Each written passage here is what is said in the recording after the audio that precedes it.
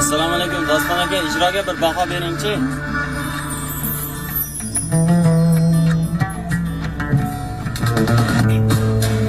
Katta bo'ldim, ulg'aydim, biror muammo yo'q edi.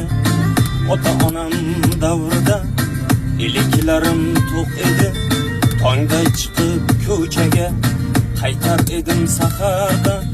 Do'stlar bilan kezardim, shavqin solib shaharda.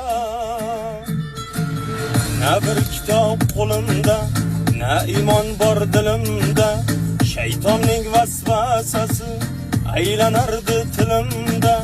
Yoshlik gashtin do'stlarim, surish kerak dedimda. Men sigaret aroqqa uzilmas do'st edimda.